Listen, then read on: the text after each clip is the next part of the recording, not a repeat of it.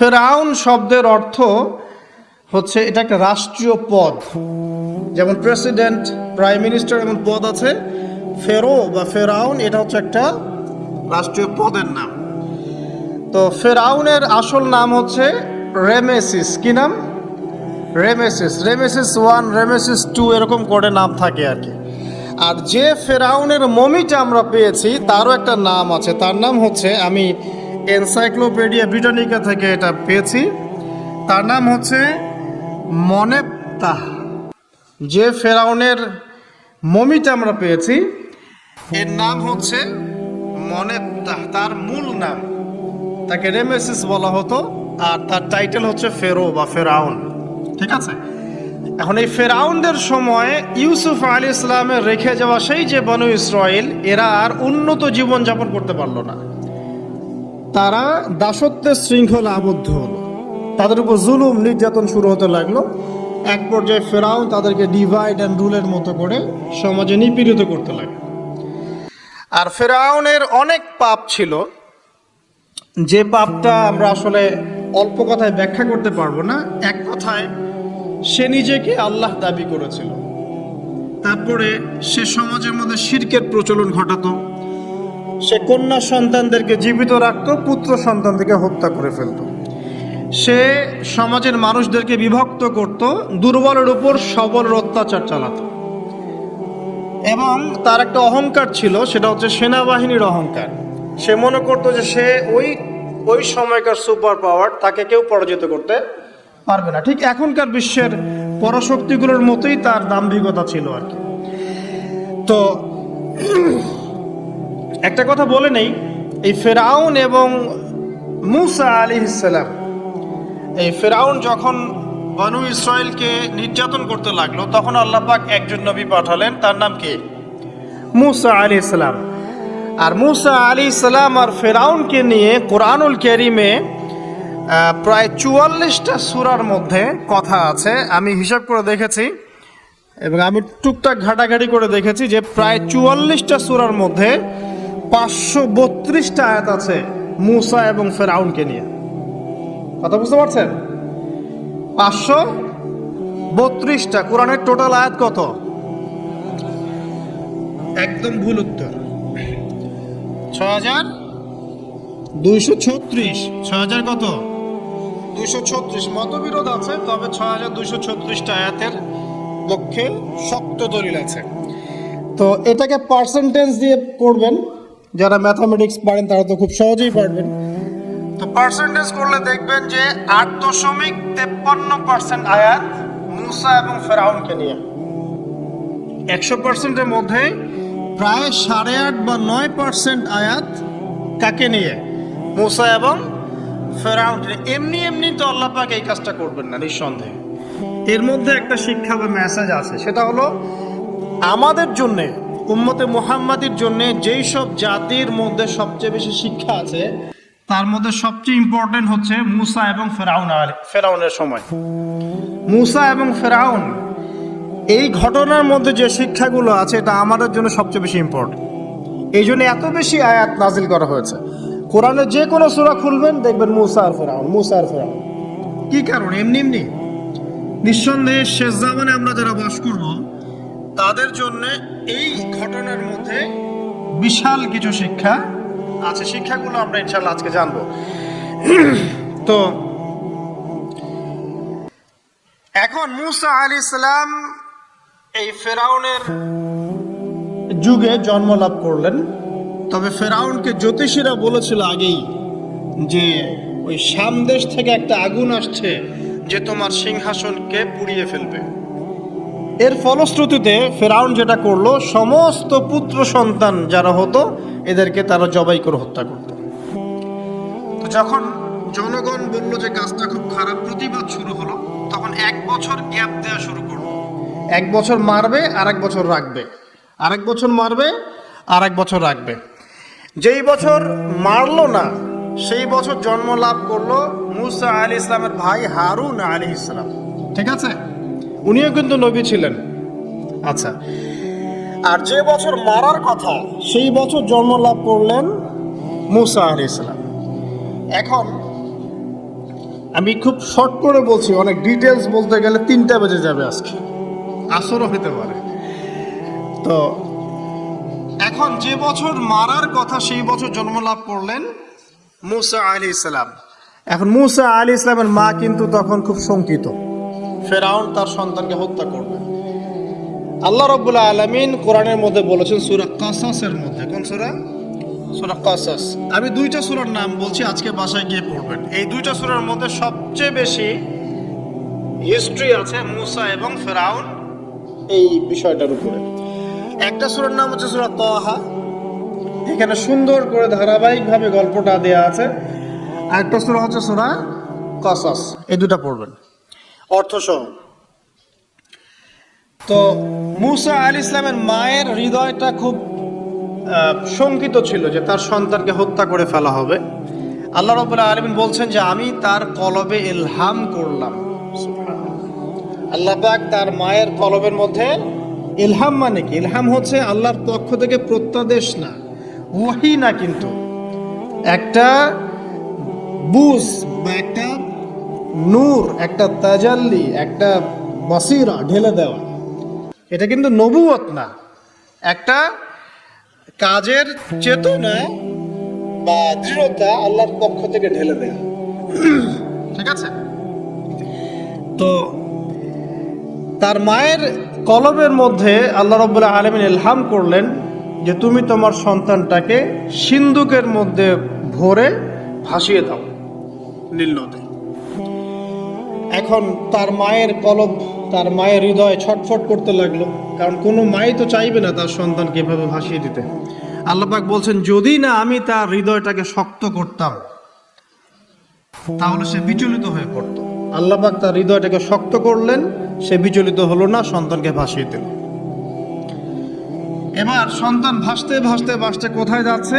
যেখানে ফেরাউনের স্ত্রী গোসল করছে। কথা কি বুঝতে পারছেন? খুব চমৎকার হিস্ট্রি কিন্তু গল্পটা। এবং গল্প মানে এখানে আসলে গাল গল্প না, এগুলো সত্য ঘটনা। এক একটা বর্ণ তেমন সত্য যেমন সূর্য পূর্ব দিক থেকে ওঠে এবং পশ্চিমে ডোবে, এটা যেমন সত্য, এর এক একটা বর্ণ সত্য, এগুলো কোনো গাল গল্প নয়। এবার ফেরাউনের স্ত্রী আসিয়া সেই সিন্দুক পেয়েছে। মূসা আলাইহিস সালামকে আল্লাহ পাক বলছেন যে আমি মূসা আলাইহিস সালামের চেহারার মধ্যে মোহাব্বত বা ভালোবাসা ঢেলে দিয়েছিলাম। তার চেহারা যেই দেখতো তাকে ভালোবাসত, বুঝছেন? ভালোবাসা ঢেলে দিয়েছে। এবার ফেরাউনের স্ত্রী আসিয়া, এখানে আসিয়া নন, অন্য একজন স্ত্রী হয়তো, তিনি বলছেন যে ফেরাউনকে বলছে যে একে আমরা আমাদের কাছে রেখে দেই, হয়তোবা সে আমাদের উপকারে আসবে, অথবা তাকে আমরা সন্তান হিসেবে গ্রহণ করতে পারি। লা তাকতুলুহু, তাকে হত্যা করো না। আসা আন ইয়ানফা'না আও নাত্তাখিযাহু ওয়ালাদা, এরকম করে আল্লাহ পাক বলেছেন কোরআনে। তো ফেরাউন তার স্ত্রীর কথা শুনলো এবং তাকে না হত্যা করে রেখে দিল। আর আল্লাহ রাব্বুল আলামিনের কি কৌশল! ওয়া মাকারু ওয়া মাকারুল্লাহ, যেই মূসাকে হত্যা করার জন্য বছরের পর বছর হাজার হাজার শিশুকে হত্যা করা হয়েছে, সংখ্যাটা লাখ লাখও হতে পারে, সেই মূসা আলাইহিস সালামকে আল্লাহ পাক ফেরাউনের ঘরেই লালন পালন করতে লাগলেন। চিন্তা করলেন? এবার মূসা আলাইহিস সালাম যখন যুবক হলেন, আমি সংক্ষিপ্ত করছি, যখন যুবক হলেন তখন একদিন দেখলেন যে রাস্তায় দুজন ব্যক্তি ঝগড়া করছে। সূরা কসসের মধ্যে আছে, ফাইটিং, স্ট্রিট ফাইট। তো একজন ব্যক্তি হচ্ছেন বনু ইসরাইলের, আরেকজন হচ্ছে ফেরাউনের সেনাবাহিনীর। এখন মূসা আলাইহিস সালাম কার পক্ষ নেবেন? তিনি বনু ইসরাইলের পক্ষ নিলেন। তিনি গিয়ে তাকে বাঁচানোর চেষ্টা করলেন এবং শুধু একটা ঘুষি দিয়েছেন, ফাওয়াকাযাহু, একটা ঘুষি, তো কদা আলাইহি, এবং এই একটা ঘুষিতেই সেই ব্যক্তি ডেড। এটা কোরআনে আছে সূরা কসস। তার মানে কোরআন দলিল দিচ্ছে যে মানুষের বডিতে এমন এমন পার্টস আছে, এমন এমন জায়গা আছে যেখানে একটা ঘুষি মারলেও মানুষ মারা যেতে পারে। কি বুঝলেন? যারা মার্শাল আর্ট শিখেছেন বা শিখছেন তারা এটা আরো ভালো বুঝবেন। মানুষের এই বডিতে এমন অনেকগুলো জায়গা আছে, 7টা বা 8টা বা 10টার মতো, যেখানে একটা ঘুষি দিলেও মানুষ মরতে পারে। সো ভালো কিছু শিখেন, শিখলে ঠিক আছে। টিকটক প্রজন্ম না হয়ে আর এই মোবাইলে লুডো না খেলে ভালো কিছু শেখেন, ইনশাআল্লাহ কাজে দিবে। আত্মরক্ষা শেখা খারাপ? আচ্ছা, তো তবে দাড়ি টুপি নিয়ে শিখতে যায় না, সমস্যায় পড়তে পারেন। তো এখন একটা ঘুষিতে সেই ব্যক্তি মারা গেল। তারপরের দিন আবার দেখা গেল যে ওই ব্যক্তি যাকে তিনি বাঁচিয়েছেন সেই ব্যক্তি আর আরেকজন সেনাবাহিনীর সদস্য আবার মারামারি করছে। এবার মুসা আলাইহিস সালাম বললেন যে তুমি তো একটা বোকা মানুষ। এবার সে আবার চড়াও হতে শুরু করলো মুসা আলাইহিস সালাম, কিন্তু এবার একজন ব্যক্তি এসে তাকে বললেন যে গতকাল তুমি কিন্তু একজনকে হত্যা করেছো এক ঘুষিতে, আজকে আবার তুমি এই কাজ করতে যাচ্ছ, তুমি তো এখানে স্বৈরাচারের মতো আচরণ করছে। মুসা আলাইহিস সালাম তখন আল্লাহর কাছে ক্ষমা চাইলেন, আল্লাহর কাছে ক্ষমা চাইলেন, বললেন ইন্নাহু হাযা মিন আমালিশ শাইতান, এটা তো শয়তানের মতো কাজ, শয়তানের কাজ হয়ে গেল। রব্বিক ফিরলি, আল্লাহ আমাকে মাফ করে দিন। ফাগফার আল্লাহ, আল্লাহ পাক বলছেন আমি তাকে মাফ করে দিলাম। তো তিনি তো ইচ্ছাকৃতভাবে করেন নাই, করেছেন আনইনটেনশনালি, এটা হয়ে গেছে। কিন্তু এখন ফেরাউন মুসা আলাইহিস সালামকে ধাওয়া করতে শুরু করলো, কারণ ফেরাউনের দৃষ্টিতে মুসা আলাইহিস সালাম একটা মার্ডার করেছেন তার দৃষ্টিতে, কিন্তু মুসা আলাইহিস সালাম তো আর এটা করেন নাই, ইচ্ছা করে এটা হয়নি, অ্যাক্সিডেন্টলি হয়ে গেছে।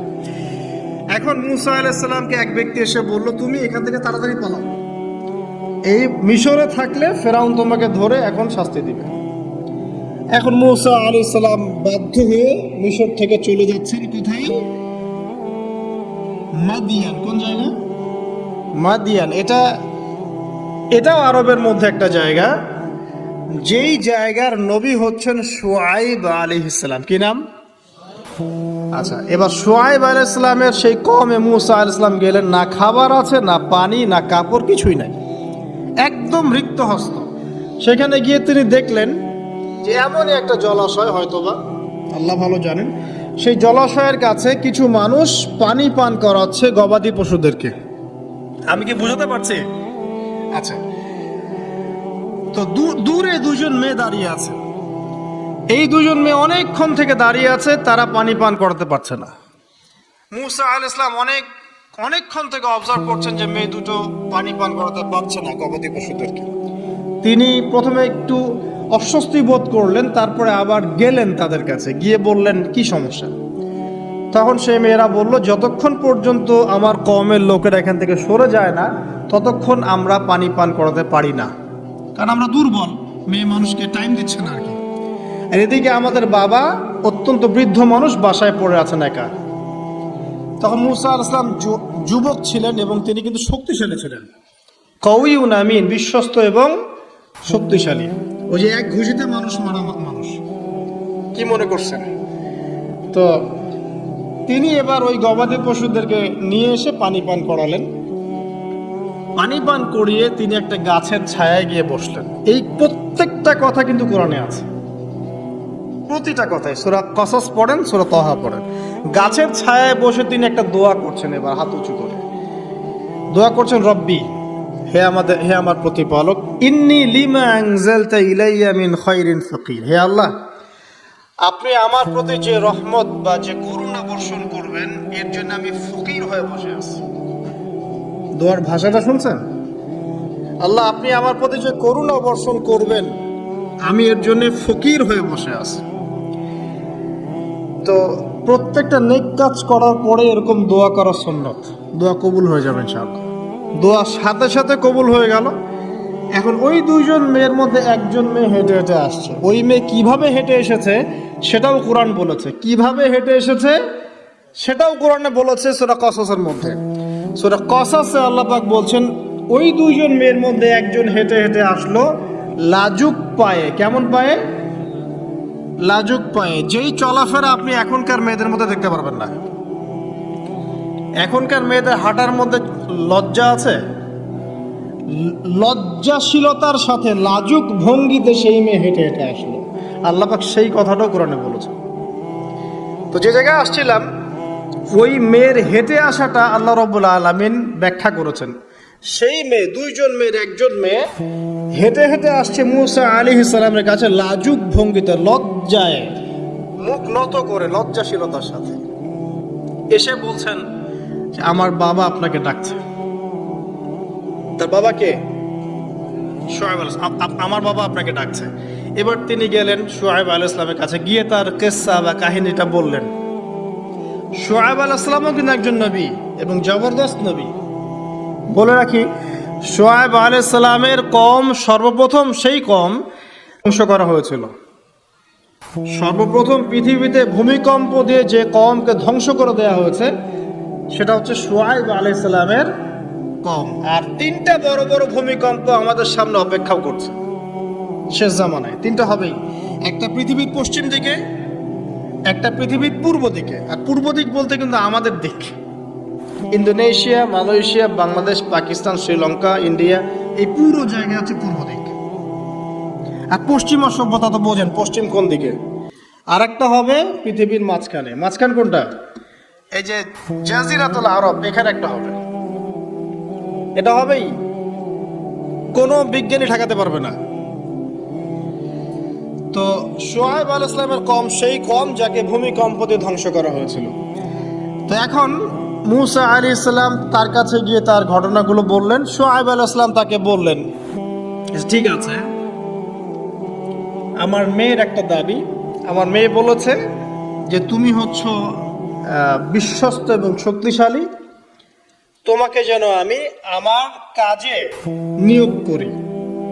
আসলে মেয়ে বাবাকে ইঙ্গিত একটা মানে মনের ভাব ব্যক্ত করেছে আর কি। তখন তার বাবা সেই ভাবটা বুঝতে পেরেছেন। তিনি বলেছেন, ঠিক আছে, আমি আমার এই মেয়ের সাথে তোমাকে বিয়ে দেব। শর্ত কি? শর্ত হচ্ছে তোমাকে 8 বছর আমার এখানে কাজ করতে হবে। 8 বছর? কত বছর? 8 বছর কাজ করার বিনিময়ে আমি তোমাকে আমার মেয়ের সাথে বিয়ে দিচ্ছি। আর যদি তুমি চাও তাহলে 10 বছর পূর্ণ করতে পারো। ঠিক আছে? তো মুসা আলাইহিস সালাম বলেন, ঠিক আছে, আমাদের মাঝে আল্লাহ পাক সাক্ষী হিসেবে যথেষ্ট। এবার সেখানে মুসা আলাইহিস সালাম তার সংসার শুরু করলেন। 10 বছর অতিবাহিত হলো। তারপরে এখন মিশরে ফিরে যাওয়ার পালা। মুসা আলাইহিস সালাম তার স্ত্রীকে নিয়ে কোথায় যাচ্ছেন এখন? মিশর, তার হোম টাউন। ঠিক আছে, মাদারল্যান্ড। কিন্তু যাত্রা পথে তুয়া উপত্যকায় বিভিন্ন কিতাবে এসেছে তার স্ত্রীর প্রসব বেদনা শুরু হয়। তখন তিনি আগুন তালাশ করতে থাকেন। আগুন তালাশ করতে করতে আস্তে আস্তে তিনি এমন একটা জায়গার দিকে চলে যান, তুয়া উপত্যকায়, যেখানে দেখেন যে গাছের উপর আগুন জ্বলছে। এবং তখন আগুনকে ফলো করতে করতে হঠাৎ তিনি এক গায়েবী আওয়াজ শুনতে পান। আওয়াজটা হচ্ছে এমন, আমি একটু পড়ে শোনাই। আওয়াজটা হচ্ছে এমন যে, ইন্নী আনা রাব্বুক ফাখলা'না আলাইক ইন্নাকা বিল ওয়াদিল মুকদ্দাস তুয়া। এই আওয়াজটা আল্লাহ পাকের। কার আওয়াজ? সুবহানাল্লাহ। আল্লাহ পাক মুসা আলাইহিস সালামের সাথে কথা বলছেন এই জায়গায়। আল্লাহ পাক বলছেন, নিশ্চয়ই আমি তোমার রব, তোমার জুতা খুলে ফেলো, কারণ তুমি একটা পবিত্র উপত্যকায় আছো। চিন্তা করতে পারেন? ওয়া আনা ইখতারতুকা, এবং আমি তোমাকে বাছাই করেছি হে মুসা, ফাসতামি' লিমা ইউহা, তুমি খুব মনোযোগ দিয়ে শোনো, আমি তোমার কাছে যা ওহী করছি ওটা মনোযোগ দিয়ে শোনো। ইন্নানি আনাল্লাহ, নিশ্চয়ই আমি আল্লাহ। আল্লাহ বলছেন, ইন্নানি আনাল্লাহ, নিশ্চয়ই আমি আল্লাহ। লা ইলাহা ইল্লা আনা, আল্লাহ বলছেন আমি ছাড়া কোনো ইলাহ নেই। ফা'বুদনি, আমার ইবাদত করো। ওয়া আকিমিস সালাতা লিযিকরি, আমার স্মরণের জন্য সালাত কায়েম করো। ইন্নাস সাআতা লাআতিয়াতুন, নিশ্চয়ই কিয়ামত অবশ্যই আসবে। আকাদু উখফিহা, আমি এটাকে গোপন রেখেছি। লিতুজজা কুল্লু নাফসিন বিমা তাসআ, যাতে করে প্রত্যেক নফসকে তার প্রতিদান দেয়া যায়। ফালা ইয়াসুদ্দান্নাকা আনহা মান লা ইউমিনু বিহা ওয়াত্তাবা হাওয়াহু ফাতারদা, যারা প্রবৃত্তির অনুসরণ করে তারা যেন তোমাকে এই বিষয়টার প্রতি ঈমান আনা থেকে দূরে রাখতে না পারে। আল্লাহ পাক এই পর্যন্ত বললেন। এরপর আল্লাহ বলছেন ওয়ামা তিলকা বিয়ামিনিকা ইয়া মূসা, মূসা তোমার ডান হাতে এটা কি? মূসা আলাইহিস সালাম বলছেন যে ক্বালা হিয়া আসায়া, এটা আমার লাঠি। তার সাথে কি ছিল? একটা লাঠি। আতাওয়াক্কাউ আলাইহা ওয়া আহুশু বিহা আলা গনামি ওয়া লিয়া ফিহা মাআরিব উখরা, এই লাঠি দিয়ে আমি গাছের ডাল ছাঁটি, গবাদি পশুদেরকে চড়াই, এছাড়া আমি আমার বিভিন্ন কাজে লাঠি ব্যবহার করি। আল্লাহ পাক বলছেন ক্বালা আলকিহা ইয়া মূসা, মূসা এটা নিক্ষেপ করো দেখি, হাত থেকে ছুঁড়ে মারো। মূসা আলাইহিস সালাম ছুঁড়ে মারলেন, ফাআলকাহা, তিনি ছুঁড়ে মারলেন, ফাইযা হিয়া হাইয়াতুন তাসা, সাথে সাথে লাঠিটা ছোটাছুটি শুরু করলো সাপের মতো।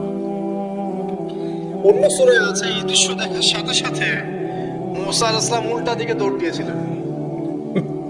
স্বাভাবিক, ভয় পাওয়া স্বাভাবিক। তো তখন আল্লাহ পাক বলেছিলেন যে তুমি ভয় পেও না, আমার কাছে নবীগণ ভয় পায় না। ঠিক আছে, অন্য সূরা এগুলো আছে, আমি শর্ট করে বলছি। এরপরে আল্লাহ পাক বললেন ক্বালা খুযহা ওয়া লা তাখাফ, তুমি এটাকে ধরো, এটাকে ভয় পেও না। সানুঈদুহা সিরাতাহাল উলা, তুমি ধরা মাত্রই সেটা আবার লাঠিতে রূপান্তরিত হবে। আরেকটা কাজ করো, ওয়াদমুম ইয়াদাকা ইলা জানাহিক, তোমার হাতটাকে বগলের নিচে নিয়ে যাও। তাখরুজ বাইদা মিন গায়রি সু, এটাকে বের করো, তারপর দেখবে এটা স্বচ্ছ আলো প্রদান করবে। সুবহানাল্লাহ, বগলের মধ্যে হাত নিয়ে আসো, হাতটাকে বের করো, দেখবে হাত থেকে স্বচ্ছ আলো বের হবে। এই দুইটা মুজিজা আল্লাহ পাক তাকে দিলেন আয়াতুল উখরা, এটা আরেকটা নিদর্শন। তো এখানে কি হলো, মূসা আলাইহিস সালাম নবুয়ত পেলেন। শর্টকাট কি, মূসা আলাইহিস সালাম কি পেলেন? নবুয়ত পেলেন। নবুয়ত পাওয়ার সাথে সাথে আল্লাহ পাক তাকে দুটো মুজিজা দিলেন, একটা হচ্ছে লাঠি, আর একটা কি, হাত বগল থেকে বের করলেই কি হবে, আলো বের হয়ে যাবে। এবার তার ডিউটি কি, আল্লাহ পাক ডিউটি দিচ্ছেন তাকে যে ইযহাব ইলা ফিরআউন ইন্নাহু তাগা, এবার তোমার কাজ হচ্ছে তুমি ফেরাউনের কাছে যাবে, কারণ ফেরাউন সীমা লঙ্ঘন করেছে। তখন মূসা আলাইহিস সালাম বললেন রব্বি ইশরাহ লি সাদরি, আল্লাহ আমার বক্ষটাকে প্রশস্ত করে দিন। মানে আমার তো সেখানে যাওয়ার সাহস হচ্ছে না, আমি তো সেখানে ওদের দৃষ্টিতে একজন খুনের আসামি, ওদের দৃষ্টিতে ওরা তো আমাকে পেলে হত্যা করে ফেলবে। আল্লাহ পাক বলছেন কাল্লা, কখনো না, তারা তোমাকে হত্যা করতে পারবে না। তখন তিনি দোয়া করছেন আল্লাহ আমার হৃদয়টাকে প্রশস্ত করে দিন, ওয়াইয়াসসির লি আমরি, আমার কাজকে সহজ করে দিন, ওয়াহলুল উকদাতাম মিন লিসানি, আমার লিসান, আমার জিহ্বায় জড়তা আছে আল্লাহ, এটাকে দূর করে দিন, ইয়াফকাহু কওলি, যাতে মানুষ আমার কথা বুঝতে পারে। এই দোয়া করলেন, কবুল হয়ে গেল। এবং আরো দোয়া করলেন যে ওয়াজআলি ওয়াজিরাম মিন আহলি, আমার পরিবারের মধ্য থেকে একজন ওয়াজির দেন। ওয়াজির মানে সহায়ক, যেটা হচ্ছেন হারুন আলাইহিস সালাম, যাতে করে আমরা কি করতে পারি, বেশি বেশি আমরা জিকির করতে পারি এবং আমাদের কাজ সহজ হয়। তো আল্লাহ রাব্বুল আলামিন তার ভাই হারুন আলাইহিস সালামকেও নবুয়ত দান করলেন, দুজন মিলে। এখন আল্লাহ পাক বলেন ইযহাবা ইলা ফিরআউন, তোমরা দুজন ফিরআউনের কাছে যাও, ইন্নাহু তাগা, সে সীমা লঙ্ঘন করেছে। তবে ফাকুলা লাহু কাওলাল লাইয়িনা, তার সাথে নরম সুরে কথা বলো, লাআল্লাহু ইয়াতাযাক্কারু আও ইয়াখশা, হয়তোবা সে উপদেশ গ্রহণ করবে অথবা আল্লাহকে ভয় করতে পারে। তো ডিউটি দেয়া হলো যে তোমাদের কাজ এখন এটা, এবং তোমাদের ভয় পাওয়ার কোনো কারণ নাই, সে তোমাদের কোনো ক্ষতি করতে পারবে না। তার কাছে যাও, মুজিজা দেখাও, আল্লাহর দিকে দাওয়াত দাও, লা ইলাহা ইল্লাল্লাহ। যদি সে দাওয়াত কবুল করে আলহামদুলিল্লাহ, যদি না করে তাহলে আমি আল্লাহ তার জন্য যথেষ্ট। এবার শর্ট করে নিয়ে আসি, মূসা আলাইহিস সালাম সেখানে গেলেন, যার পরে ফেরাউনকে দাওয়াত দিলেন। তো ফেরাউন বলছে ক্বালা ওয়ামা রাব্বুকুম ইয়া মূসা, কোন রবের কথা বলছো? আমি তো মা আলিমতু মিন ইলাহিন গায়রি, আমি তো জানি না, আমি ছাড়া তোমাদের কোনো ইলাহ আছে, আমি তো এটা জানি না। এটা কার কথা? ফেরাউন বলছে যে মা আলিমতু মিন ইলাহিন গায়রি, আমি ছাড়া অন্য কোনো ইলাহ তোমাদের আছে। মা আলিমতু ইলাহুকুম গায়রি, আমি ছাড়া তোমাদের কোনো রব আছে এটা তো আমি জানি না। অন্য আয়াতে সে বলেছিল যে আনা রব্বুকুমুল আ'লা, আমি তোমাদের মহান রব। ঠিক আছে, তো মুসা আলাইহিস সালাম ব্যাখ্যা করলেন, আমি সেই রবের কথা বলছি যে রব আসমান সৃষ্টি করেছেন, জমিন সৃষ্টি করেছেন, যেভাবে তাওহীদের দাওয়াত দিতে হয় সব দিলেন। এরপরেও ফেরাউন সেটা গ্রহণ করলো না। তখন মুসা আলাইহিস সালাম বললেন, যদি আমি তোমাকে কোনো বড় নিদর্শন দেখাই তারপরেও কি বিশ্বাস করবে না? তখন ফেরাউন বলল যে দেখাও দেখি। তখন তিনি লাঠি ছুঁড়ে মারলেন, সাপ হয়ে গেল। এই দৃশ্য থেকে ফেরাউনের পরিবারের সবাই ভয় পেয়েছিল, কিন্তু পলিটিক্যাল স্বার্থে ফেরাউন বলেছিল যে সে একজন বড় জাদুকর, জনগণকে তো বোঝাতে হবে কিছু। নিজে ভয় পেলেও জনগণকে তো কিছু বোঝাতে হবে। সে জনগণকে বলছে আসলে সে একজন বড় জাদুকর, সে চাচ্ছে তোমাদের ন্যাশনের মধ্যে ফাটল সৃষ্টি করতে। তো এখন কি করা যাবে? পরামর্শ করা হলো, তার কাছের কিছু মানুষ থাকে না, তার মন্ত্রী পরিষদ যারা শয়তানিতে পিএইচডি করেছিল আর কি, তার ওকে পরামর্শ দিল যে একটা কাজ করা যাক, একটা বড় ময়দানে যাওয়া যাক, সেখানে আমরা বড় বড় জাদুকরদেরকে ডাকবো, এখানে একটা জাদুর ব্যাটল হবে, মুনাজারা হবে জাদুর। তো সব বড় বড় জাদুকরকে ডাকা হলো মিশরের, এবং বলে রাখি যে জাদুবিদ্যা কিন্তু সত্য, সুলাইমান আলাইহিস সালামের সময় থেকে এটা চলে আসছে। হারুত এবং মারুত ফেরেশতাকে কিন্তু এর মধ্য দিয়ে পরীক্ষা করা হয়েছে মানব জাতিকে। যাই হোক, তো জাদু থেকে বাঁচার জন্য কোরআন এবং সুন্নাহর যে দোয়া কালামগুলো আছে এগুলো নিয়মিত পড়বেন ইনশাআল্লাহ। আল্লাহ পাক আমাদেরকে হেফাজত করুন, আমিন। তো আমি শর্ট করছি। তো এবার জাদুকররা একদিকে, মুসা আলাইহিস সালাম একদিকে। তো মুসা আলাইহিস সালামকে তারা বলছে তুমি আগে ছুঁড়ে মারবে না আমরা ছুঁড়ে মারবো। মুসা আলাইহিস সালাম বলছে বালাল তোমরা ছুঁড়ে মারো। তখন তারা যখন তাদের লাঠিগুলো ছুঁড়ে মারলো, এগুলো সাপ হয়ে গেল। এটা কি চোখের ভেলকিবাজি ছিল? আল্লাহ পাক এই জাদুটাকে বলেছেন কোরআনে সিহরুন আযীম, বড় একটা জাদু করেছিল তারা। মানে তারা জাদুবিদ্যায় খুব পারদর্শী ছিল। এখন যেমন সায়েন্সের যুগ, তখন কিন্তু জাদুবিদ্যার যুগ ছিল, ঠিক আছে? তো মুসা আলাইহিস সালাম তারপর কিছুটা ভয় পেয়ে গেলেন। আল্লাহ পাক বলেন তুমি ভয় পেও না, বরং তোমার লাঠি ছুঁড়ে মারো, ইন্নাকা আনতাল আ'লা, তুমি বিজয়ী হবে ইনশাআল্লাহ তাআলা। এর মুসা আলাইহিস সালাম লাঠি ছুঁড়ে মারার সাথে সাথেই তার লাঠিটা যে সাপে রূপান্তরিত হলো, এই সাপটা বাকি সব সাপকে খেয়ে ফেলল। এই দৃশ্য দেখার সাথে সাথেই ওই জাদুকর যারা ছিল, সবচেয়ে বড় বড় জাদুকর, একটা সমাজে সবচেয়ে বড় বড় জাদুকর, সাথে সাথে মুসলিম হয়ে গেল। বললো যে আমান্না বিরব্বি হারুন ওয়া মুসা, আমরা মুসা এবং হারুনের রবের প্রতি ঈমান নিয়ে আসলাম। তখন ফেরাউন বলল যে ও আচ্ছা, তাহলে ইন্নাহু কাবীরুকুম আল্লামাকুমুস সিহর, তাহলে মুসাই হচ্ছে তোমাদের লিডার, যে তোমাদেরকে জাদু শিখিয়েছে। তাহলে পলিটিক্যাল লোকজনের কথাগুলো এরকমই হয়, সত্য কখনো স্বীকার করতে যাবে না। তো যে তাহলে মুসাই মনে হয় তোমাদের চেয়ে বড় জাদুকর, তাহলে তোমাদের শাস্তি দিব এবার আমরা। কি শাস্তি? ওই যে শুলদণ্ড দিয়ে ডান দিকের হাত বাম দিকের পা কেটে ফেলবো। চিন্তা করতে পারেন, একদিকের হাত একদিকের পা কেটে শুলদণ্ড দিয়ে ঝুলিয়ে রাখলো। তখন এই জাদুকররা এমন একটা কথা বলেছে যেটা পড়লে আমাদের চোখ দিয়ে পানি পড়ে যায়। এই জাদুকররা বলেছিল যে তোমার যা ইচ্ছা তুমি তা করো, ফাকদি মা আনতা কাদ, তোমার যা মনে চায় তাই করো। কথাটা শুনছেন? ফাকদি মা আনতা কাদ, তোমার যা মনে চায় তাই করো। কিন্তু আমরা ইন্না আমান্না বিরব্বি হারুন ওয়া মুসা, আমরা মুসা এবং হারুনের রবের প্রতি ঈমান এনেছি। আশা করা যায় যে আমরা এই ঈমান আনার ফলে সারা জীবন জাদুবিদ্যা চর্চা করে যে পাপ করেছি, আল্লাহ পাক সব পাপ মাফ করে দিবেন ইনশাআল্লাহ। দেখেন, একটা সেজদা না করেও তারা জান্নাতে চলে গেল। দেখলেন, তারা কিন্তু নামাজ পড়তে পারে নাই, সুযোগ হয়নি, রোজা রাখতে পারে নাই, যাকাত দিতে পারে নাই, শুধু খালেস ঈমান যে না আল্লাহকে চিনেছি, আল্লাহ ছাড়া কোনো ইলাহ নাই, আল্লাহ ছাড়া কাউকে পরোয়া করি না, আল্লাহই সবকিছু। তারপরে তাদেরকে ফাঁসি দেওয়া হলো, হাত পা কেটে ফেলা হলো, জান্নাত। এই ঘটনাটা পড়বে তহার মধ্যে আছে।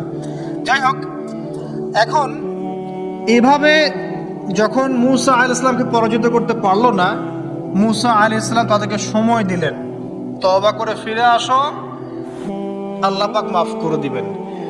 কিন্তু ফেরাউন এবং তার দলবল এগুলো সহ্য করলো না, বরং ফেরাউন টিটকারি করছিল, এই হামান তুমি আছো? হামান বলছে হ্যাঁ আছি। আমার জন্য একটা বড় প্রাসাদ নির্মাণ করো, ইট পোড়াও, আমার জন্য উঁচু প্রাসাদ তৈরি করো, যাতে আমি উকি মেরে দেখতে পারি মুসার রব কোথায় আছে। কথা বুঝতে পারছেন?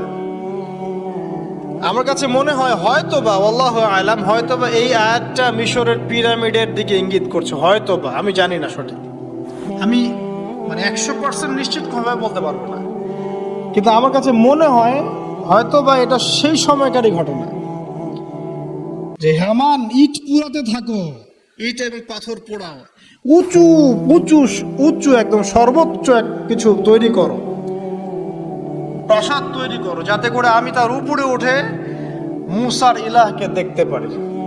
এটা কার কথা ছিল? ফেরাউনের। এটা করাও হয়েছে। এরপরে নয়টা আযাব আল্লাহ পাক দিয়েছেন। কয়টা?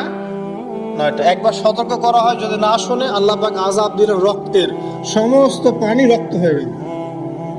এবার ফেরাউন এবং তার লোকজন এসে বলে আমরা তওবা করব, মুসা তুমি দোয়া করো আল্লাহর কাছে, আল্লাহ যেন সরিয়ে দেয়। মুসা আলাইহিস সালাম দোয়া করেন, আযাব সরে যায়, তারা আবার নাফরমানি শুরু করে। কথা বুঝতে পারছেন? তারপরে আযাব আসলো ব্যাঙের, সবখানে ব্যাঙ দিয়ে ভর্তি। তারপরে আবার তওবা করার প্রত্যয় ব্যক্ত করলো, তওবা করলো না, আবার আযাব। এরপরে আযাব উকুনের, কিসের? উকুন। এভাবে একটা করে আসতে থাকলো। এবার প্লেগ, তারপর ফড়িং। প্লেগ এমন ভাবে এসেছিল যে একদিনেই 70,000 মানুষ মারা গেছে। এভাবে 9টা আযাব আল্লাহ পাক দিলেন, কিন্তু ফেরাউন কিছুতেই ঈমান আনলো না। এবার সবশেষ পালা। সর্বশেষে মুসা আলাইহিস সালাম বললেন যে বনু ইসরাইলকে আমার সাথে যেতে দিবা কিনা সেটা বল। তো এখন যেহেতু অনেক মানুষ মারা যাচ্ছে প্লেগে, সবশেষে গিয়ে মুসা আলাইহিস সালামের কাছে ফেরাউন এবং তার এই যে হামান, কারুন, যারা ছিল, এরা নমনীয় হলো এবং বলল ঠিক আছে, তোমরা বনু ইসরাইলকে নিয়ে এখান থেকে বের হয়ে যাও, মিশরে আমরা আর কোনো আপদ চাই না, তোমরা চলে যাও এখান থেকে। এবার যখন মুসা আলাইহিস সালাম এবং বনু ইসরাইল এখান থেকে বের হয়ে যাচ্ছেন, বলা হচ্ছে তাদের সংখ্যা ছিল প্রায় 30 লক্ষ, কেউ বলেছেন 40 লক্ষ।